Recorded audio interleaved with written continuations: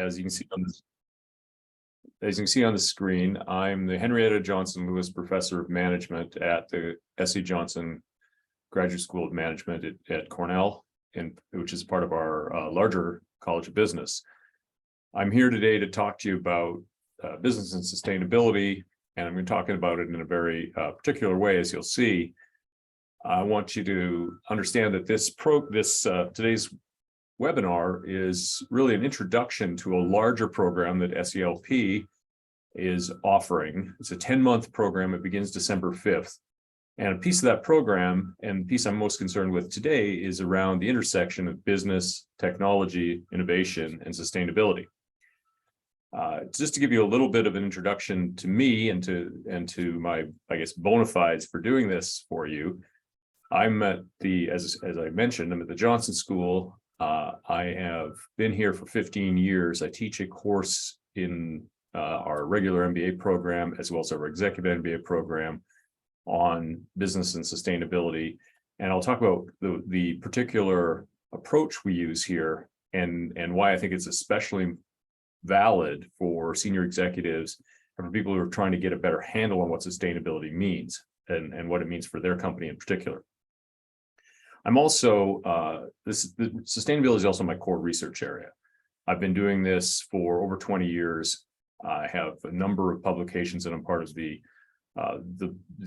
largest sustainability network in business academics. And this is a topic that as you can imagine, increased in importance, both for research, for managers, and for our students. And we have now a number of courses in sustainability, ESG here at Johnson, and most major business schools have, because the demand for this among our students and among the companies that recruit them has just skyrocketed in recent years. And you can imagine why that would be the case with the problems we see in society. Okay, so I wanted to take the next 15, 20 minutes to just introduce the kinds of things that I talk about in my sustainability courses and in my writing.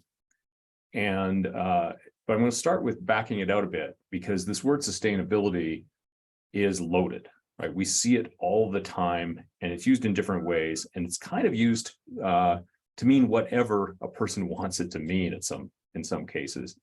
And I want to put a little bit of structure on it and also position it with respect to a couple of other common terms we hear around these businesses and their broader impact on society. Then I'm going to give you just a flavor of one way to think about doing better with implementing sustainability in your companies. And I think that for senior executives especially, sometimes the question isn't so much, should we do more on sustainability? It's how do we get there? How do we get our companies to actually implement the kind of sustainability initiatives that we've thought of and that we think are important? I want to talk about that with a model that I've developed that I work my students through and have worked companies through, and then we have an entire certificate around here at Cornell. And I will add to that this implementation canvas that we use that can help managers think through all of the issues involved in getting a sustainability initiative done. And then we've got a couple of questions that have already come in that I want to address very briefly toward the end. So let's start with just a little bit of the landscape here. So right now, I'd say the hottest term for business and its broader concerns in terms of not just profit, but in terms of impact on society is this idea of ESG. You hear it everywhere, and you hear it both in terms of managers and students and investors wanting to get more involved in ESG, but you certainly also see a lot of pushback on this notion, especially recently. So ESG stands for environmental, social, and governance. And it is, you see a lot of agencies that have come out with ESG ratings of companies. Right, so we have here in the US, we have the MSCI, which used to be the KLD ratings. MSCI rates companies along dozens and dozens of dimensions, and they weight those and come up with a score that looks a lot like your bond ratings, AAA, AA, et cetera. And we have others that are broader, more global ratings, Sustainalytics, asset for corporate nights, etc. The thing to understand about ESG is it's really a way of investors assessing risk.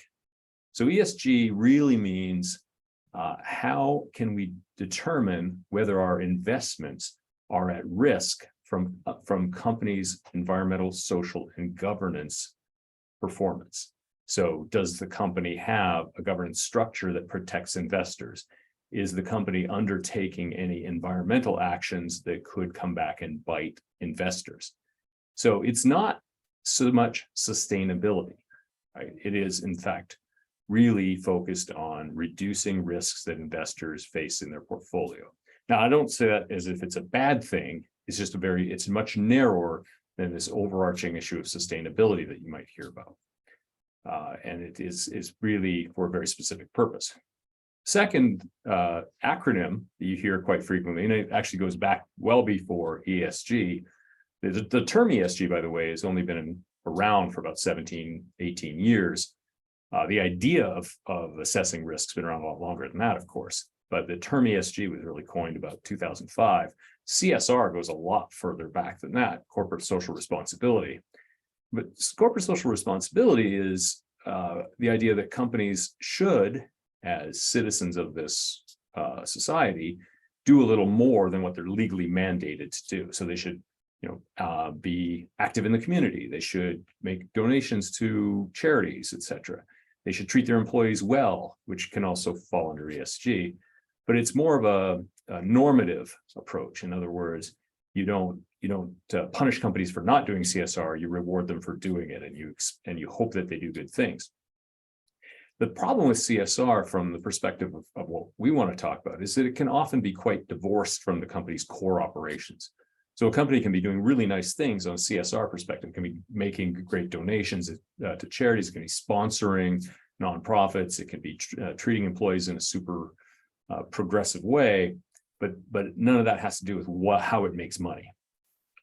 Sustainability, and the way we teach it here at Johnson, is focused on addressing major societal issues. So thinking about resource depletion, climate change, inequality, cleanliness of water and air, and focused on how do we not just do a little less bad, but how do we turn these problems around? How do we make things right?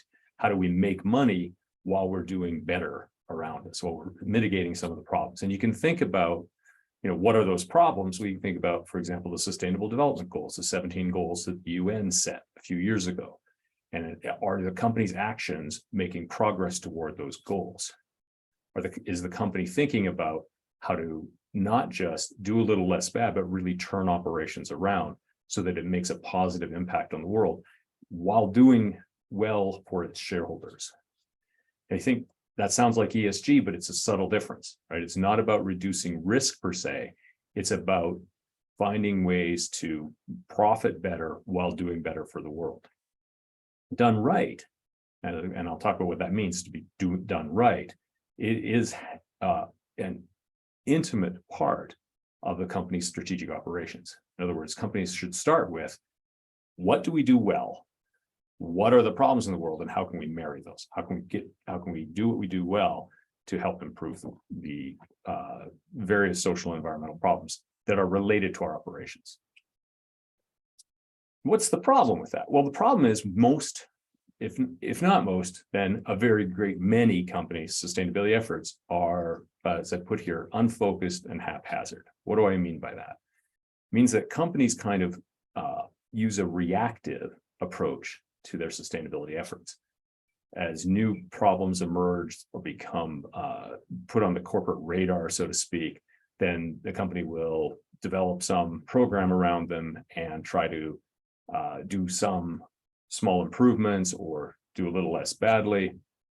And they don't have a strategic approach to it. Step back and say, how can what we're doing as a company be pivoted to do better for ourselves and for this stakeholders, the planet, people, the various groups that we impact on our day-to-day basis. What's my evidence for that headline? Well, we often see, for example, that companies that set goals on really important issues like climate change change those goals really frequently, and they don't tie them to the broader operational success. In other words, they'll set goals like reduction in per unit carbon footprint, but also have goals around great growth in the number of units, which means their overall footprint is going to increase. And that isn't taken into account in the way they set these goals. There's also a lack of systemic approach in companies. So they have a lot of initiatives, but it's not really stepping back to think about how those initiatives might tie together, create something important. So how do we get past that? How do companies think about sustainability in a more strategic and systemic way? The answer is that you need a structured implementation plan that starts with a really critical question of what's driving the desire to improve. Why are we doing this in the first place? What really constitutes improvement? How are we going to think about what we really want to accomplish?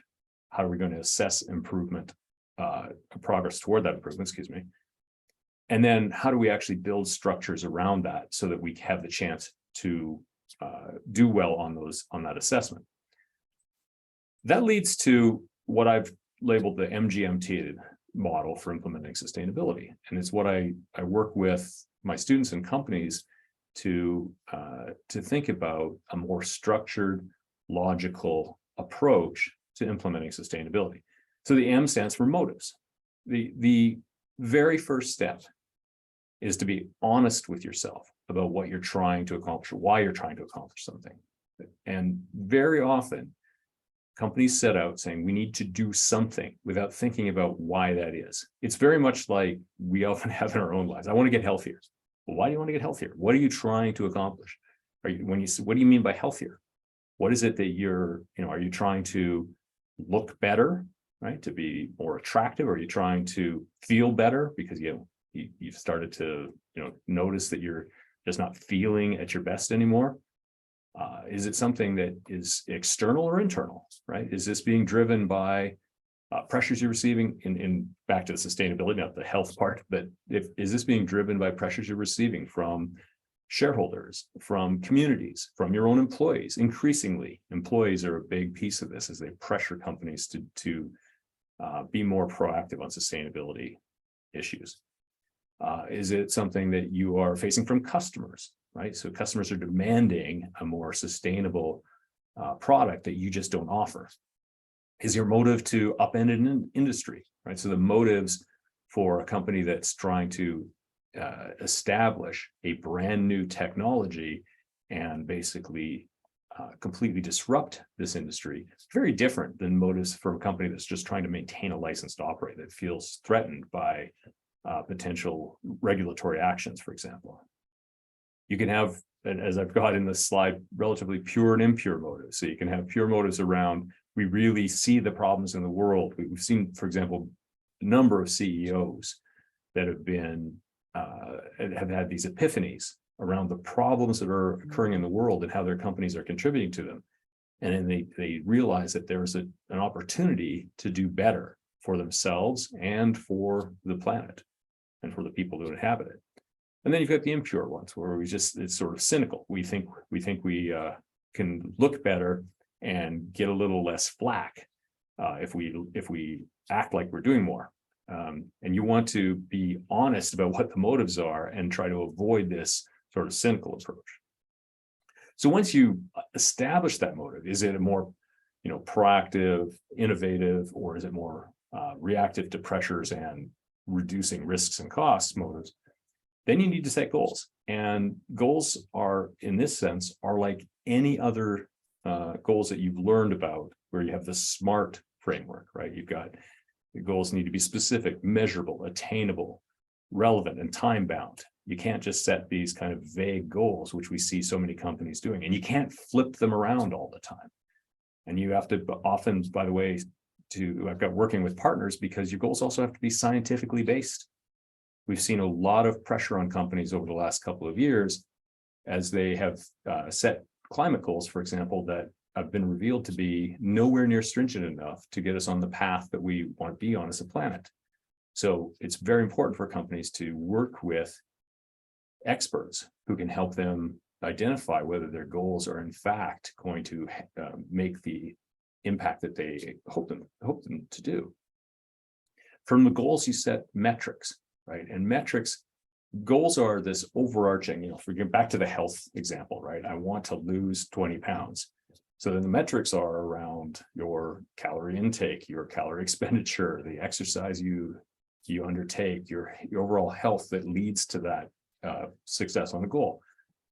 For companies, it's a similar idea. You've got these overall goals. I want to reduce my carbon footprint, to a science-based target, so that get the planet on or at least my contribution to the planet's overall warming will be on the right path that's set by the UN.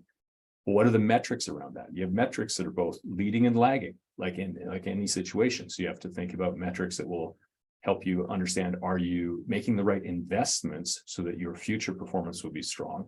And your metrics that are showing you how you've done in the past X months and quarters. You have to understand the sustainability metrics. So you need experts to come in and help you to understand whether your metrics are really measuring what's going to lead to improvement on these sustainability issues. And then the tactics. How do you actually change your organization to give you a chance to succeed on these metrics? So you think there about, what's our culture? How much knowledge do the people in this company have about these issues? Do we have the right people at all? If we need to make investments in more climate-friendly products, do we have the people, the right engineers in place? If we do, have we given them the right incentives? Are we measuring them only on these other aspects of the product's performance and not on its carbon footprint, for example? What are the tasks that we actually need the people to undertake? Have we done the right life cycle assessments to know what our product's footprints are throughout the life cycle, for example? All of these tactics are really important in helping us do better on the metrics, which help us meet our goals, which then help us satisfy our motives. And then, of course, we do this not in isolation, but all companies act within a given institutional and competitive landscape. There's maybe technological factors that constrain us. Think about, one of the more prominent products that we think about with respect to sustainability issues in the last few years, of course, are electric vehicles. And we've seen at the last COP meetings in Glasgow, a major agreement among the major automotive producers and markets to end the sales of internal combustion engines by 2035. And if you think about what's involved there, you've got a lot of enabling and constraining factors around technology. Can we produce enough batteries? Do we have enough charging infrastructure, et cetera, right? You need all sorts of changes in your repair infrastructure, because what we've got right now is a massive infrastructure set up to help us with internal combustion cars. But electric vehicles will bring their own challenges. So you have these complements and substitutes issues that you may have studied in other settings. So these factors, what we end up doing is we map them out. So created this canvas that helps managers to start with, again, the motivation, the goals, the metrics, and again, what are the, how are we going to think about evidence that we're making progress and evidence that we've set ourselves up to make further progress. Tactics, and I've got this split out, around tasks, people, structures, and culture, to think about whether we've set ourselves up properly internally to do well on the metrics. That then forces us to ask questions, tough questions around what kind of capabilities might we need to accomplish those tasks. Do we need to make investments in our people? Do we need to have we've seen companies have to make acquisitions in order to get better on the dimensions that they care about. And then a key one in sustainability is relationships, where we have to look externally, make sure that we have the proper relationships in place with, for example, sometimes NGOs, non-governmental organizations, they may have opposed us in the past, but we want to really think about, do we need to build relationships with them to gain legitimacy, to sometimes let the critics inside the company in order to give ourselves a chance to really understand the issues better, and to have a partner who can help us get the word out that we're doing this properly and with real intent. And again, that means being honest with them about our motives. What is it we're trying to accomplish? And then I mentioned this just very briefly, but we also think about these as on the bottom, the 5 enabling and constraining factors. Again, what is it that we think are really key issues, the state of the world? So these are things we can't necessarily control, but we have to take into account, right? So what are our customers thinking? Are our customers ready for what we're trying to accomplish? Are our customers ahead of us or behind us? And if they're behind us, it doesn't mean we don't do something. It means that we may have to think hard about what our messaging is. We've seen companies, for example, decide not to even tell their customers what they've done on a sustainability front until the customers are more prepared for it. Because in some markets, customers equate sustainability with lower quality. And you want to make sure that you're not signaling that to them. And then by the time they know that you've done something sustainable, they've already been experienced with the product and they know the quality is good. There might be other parties. Suppliers are often key. What do we need to do to work with suppliers? Sometimes that involves, for example, thinking about longer term relationships with suppliers, being less transactive, because they may have to make investments as well for you to accomplish your sustainability goals. Regulations and institutions, how might those affect us, right? Are we expecting regulations to move in a way that will help us along our journey? Or are we worried that regulations will make things more difficult for us because they're going to make something we're doing harder? And then one of the things that is really important for companies in this space is to think about emerging issues. And what I mean by emerging issues is we're never going to be in a situation where our first sustainability effort is enough. We're done. We can just say mission accomplished. We always have to be thinking about what's on the horizon. So go back to the electric car example, right? So over the last decade, a lot of companies have introduced electric vehicles. We've seen new companies, especially, of course, Tesla, Fisker, Rivian, Polestar, others even, have popped up. And the electric vehicle is unequivocally a win in terms of its environmental footprint over internal combustion. But of course, as we've seen these cars gain in popularity, we've also seen new issues arise. So companies are facing criticism over the minerals involved in the batteries, and they have to be scanning and thinking and talking to experts and talking to people that may even have severe criticism in order to pay attention to what new issues might arise so they can start to address them. And then you might have to think about what is your process for identifying these new issues, and are you thinking ahead enough to be able to take them into account? And complements I've already talked about. And so again, charging infrastructure for EVs, for example. So when you've worked through these things in a really systematic way, and you've thought about it and how the sustainability efforts you want to undertake fit in with what your company is doing. In other words, they're part and parcel of your strategy, and you've implemented them in a structured way, you've got a much better chance of succeeding. And succeeding isn't necessarily mean everything goes perfectly. It means that you've got a better chance of the initiative itself being what you set out for it to be. I've got a couple questions. So that's the end of my formal presentation. I wanted to quickly address a couple of questions that were sent in. And as I've got here, I'd be more than happy, send your questions into the SELP team. We'll do our best to address them. We'll also address them over the 10-month program as we go into modules that really do a lot more detail on these issues than what I was able to cover in 20 minutes here. But a couple things that have already come in.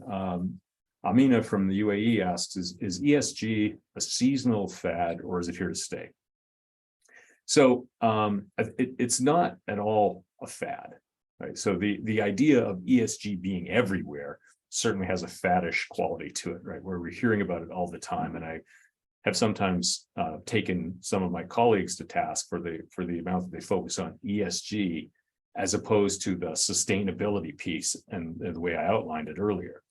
So, but the idea that companies are going to be held accountable for their actions, and that investors as a major stakeholder in the company, and probably the most salient to many companies, investors are going to be concerned with the sustainability issues and the E, S, and G issues.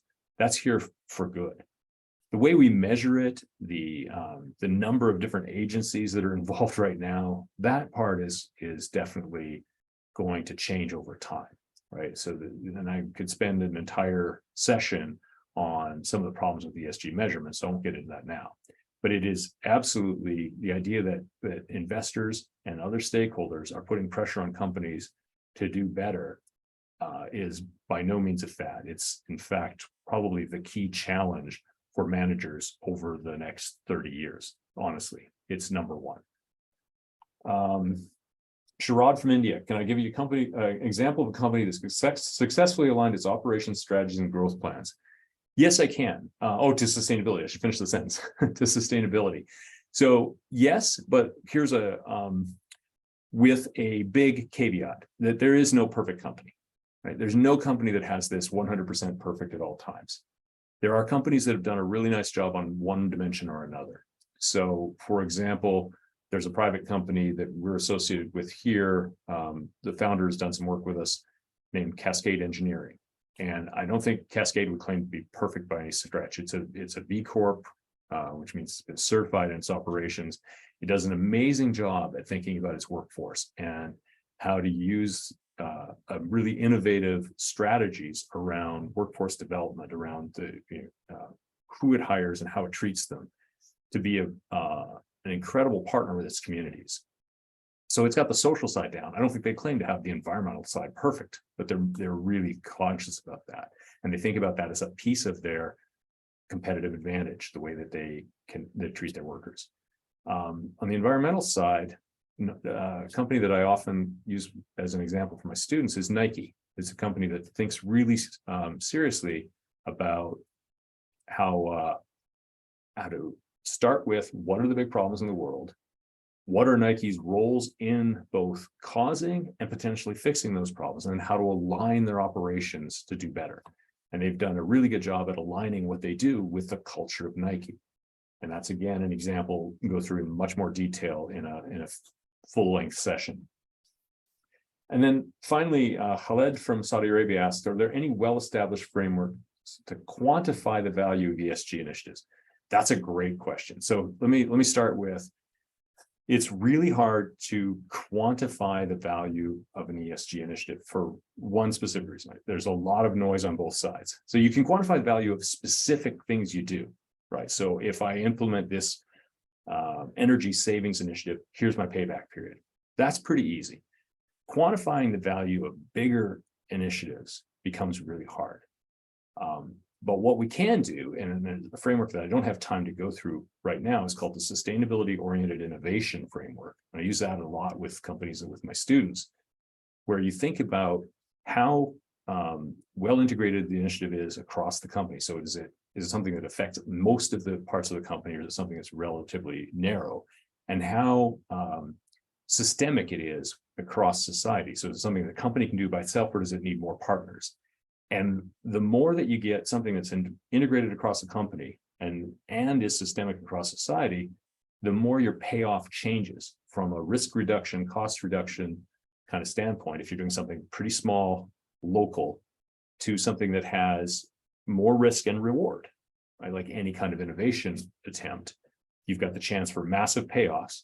Tesla being worth more than the next 10 car companies combined. I haven't checked that in the last couple of weeks, so don't quote me. Or massive product introductions, but those can also fail. So you have this, it's not a strict, everything gets better, risk goes up as your systemic and innovative approaches increase. So thank you very much. I know this was a bit of a whirlwind. I hope it gave you a flavor for the kind of thinking that I think is important as you try to implement sustainability better. I think, Dinesh asked about where to start. What is the advice for companies that want to start with sustainability? Is there internal and external imperatives? And I think the starting point is what I kind of outlined today. Start with really thinking about your motives. Is it the internal side that's driving you, or the external? Can you bring them together? And then once you do that, you think about what will it take to satisfy those imperatives, and then move from there through a structured framework. Glenn, thank you. Thank you. Oh, there's Thank Alan. you so much. Hey, Alan. Yeah. Hi, Glenn. Thank you so much for doing this session. I think the answer to the question where to start is you should send as many executives as you possibly Oh, can you to know, the you're the CLP program. salesperson. I should have thought of that, Alan. Yes, exactly. Where to start is December 5th. Because Professor Dowell will be teaching in that program, and this issue of how do you marry sustainability questions with innovation questions is exactly the topics that we're going to be covering. So thank you all so much, Glenn. Thank you again very much. Appreciate your time. Thanks for asking me to do this. Take care, everyone.